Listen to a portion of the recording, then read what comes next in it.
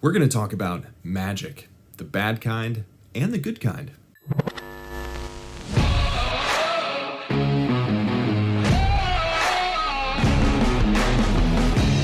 Welcome back to Good Monsters. My name is Cody Lawrence, and I want to talk about a really interesting observation that I've had over the past few years, and I think it's been especially prevalent probably over the past couple of years. But first, I want to share this idea that I've heard about. It's some sociological idea called crank magnetism.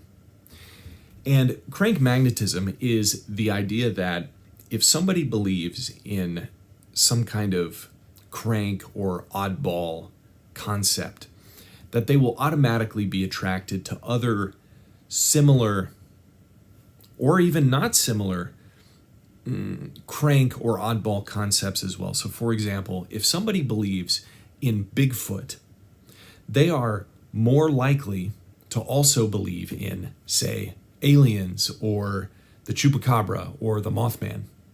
or multiples of these things. They kind of come in batches, even though there doesn't seem to be much of a thread that connects these things like aliens and Bigfoot or whatever. And I think this can also apply to things that are true, not just things that are untrue. Because over the past couple of years, I found myself starting to believe things that I would have considered conspiracy theorish in the past couple of years, like things about politics or things about the government or things, other things pertinent to the occurrences of the past couple of years. But all that to say is there is a connecting thread between certain things, and it's really interesting to notice correlations that are happening in the world around us. And I want to try to think about what connects them. And the thing particularly that I have noticed is I go into stores or I go into Amazon or on the internet or whatever. I go to certain places and let's say bookstores, for example. And I notice a lot more content in more prevalent places on witchcraft and paganism and related ideas to that than I ever have before.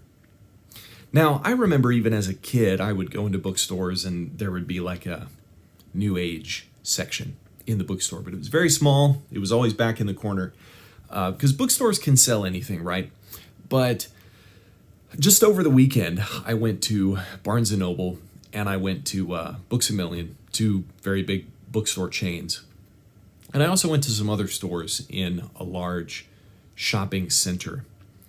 And in these bookstores, let's just say in Books A Million and Barnes & Noble, in these bookstores, they still have this New Age section. And the New Age section contains things like books on crystals and chakras and energy. And there are also books on things like tarot and tarot cards and other things like that.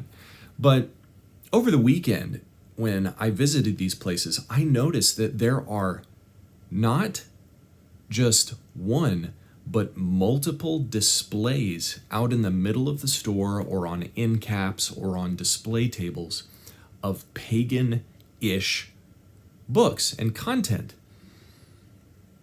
A lot of them. Like it's front and center in multiple places in the store, in this Books A Million, for example. And I bet all the Books A Millions have, the same kind of books and are laid out in similar ways. So you could probably go to a Barnes & Noble or a Books A Million near you to experience this yourself. There was a display table on literally witchcraft. Books on how to do witchcraft, how to perform rituals, things like that. There was another table all about crystal healing and New Age stuff and tarot stuff.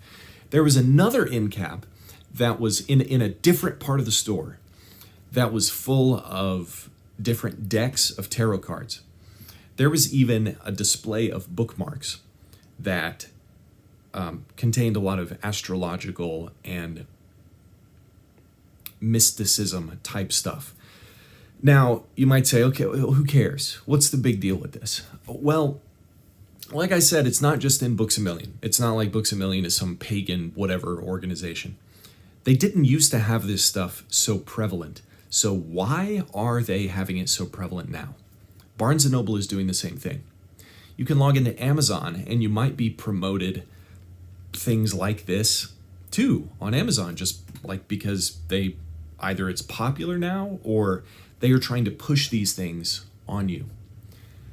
There was another store that I went to. It was like a clothing store, and they also had some cute like Japanese import items.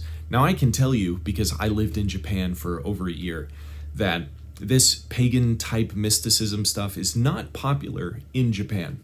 So in this particular store, this witchcraft kind of stuff had no place. So, but yet, amidst all of the Japanese import plushies and clothes, there were displays of more of the same kind of stuff that seems to not fit in there otherwise. It was very, very strange. And I mentioned this to my wife, and she said something like, yeah, it is everywhere. After you said that to me, I'm noticing it everywhere I go. And maybe you'll be noticing the same thing. But if you were to ask me when I was younger, is magic real? Does magic exist? I would say, no, it's fake. It's fairy tale stuff. But now, I think this witchcraft stuff, even if it doesn't function the way that we think it functions, the truth is that witchcraft is real. Even if you can't, conjure stuff or, shoot fireballs out of your hands or whatever, even if magic doesn't look like that. Our culture is definitely pushing witchcraft right now. And I guess I also wanted to talk about that there is a good kind of magic. And when I think of good magic, I think of the kind of magic that's in something like Lord of the Rings or Narnia, where magic is performed as a part of the character of the person who's using it. So for example, Aslan in Narnia uses a kind of magic in one point where he breathes on a character. And Aslan is so courageous. He is the embodiment of courage, among other things. And his breath alone gives courage to other characters. And Aslan even speaks of following something called the deep magic and the deeper magic in The Lion, the Witch, and the Wardrobe, which seems to us what he calls the deep magic and the deeper magic to be like the laws of nature. And so I don't have a problem now saying, depending on how you want to define it, that magic totally exists. And that there is a good kind of magic and there is a bad kind of magic. The bad kind of magic, this witchcraft stuff that's being pushed, again, if it's functional or not, if it does what it sets out to do, or if it doesn't, it is still very bad. To quote C.S. Lewis again in the book That Hideous Strength, which I highly, highly recommend, even if you haven't read the first two books in the series. In That Hideous Strength,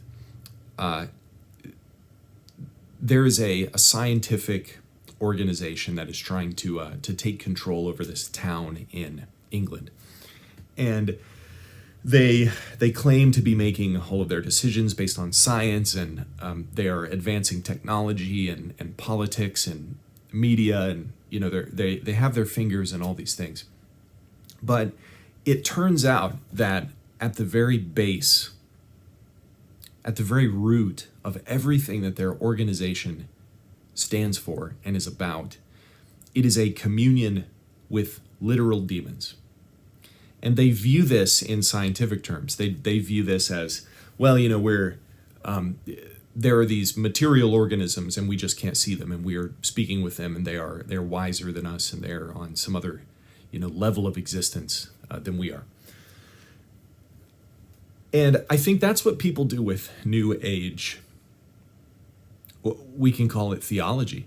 I think that's exactly what people do with New Age theology, where they think, we live in a material universe, and there just happens to be this energy, and if I say the right things, or if I do the right things, or if I breathe a certain way, then I can harness this energy and it can give me blessings, or I can do certain things and it can give others curses.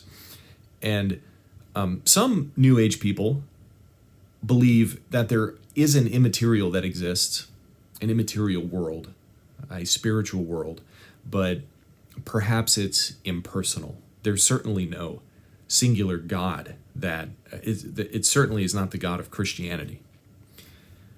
But I also find it really interesting that when you think of the kind of person who would follow witchcraft and who would buy these kinds of books and who would be into crystals and Ouija boards, these stores were also selling Ouija boards, It was nuts. When you think of the kind of people who would be into these things, I think there is a heavy, heavy correlation that they will also be more likely to be LGBT. I think there is a correlation there. And I think LGBT people are more likely to be in these other things too. I find it very interesting that as our culture is pushing LGBT stuff, abortion stuff, and all of the other things that has come with it over the past few years, that at the same exact time that the witchcraft stuff has risen also, and there seems to be no connection between the two of these whatsoever. But there also does seem to be somehow, because these two things have risen at the same time. Interesting. Perhaps at the root of all of this is not science or individuality, but it's demons. Just an observation. I'm curious as to what you think about this. Let me know in the comments, and I'll catch you in the next episode. Thanks for sticking it out to the end. I really appreciate you listening. If you want to be a big help, give me a like and a comment. Even if you disagree with me, I will respond and we can talk about it. If you also want to be notified of more content that I put out in the future, give me a subscribe. That helps tremendously be able to share truth with more people.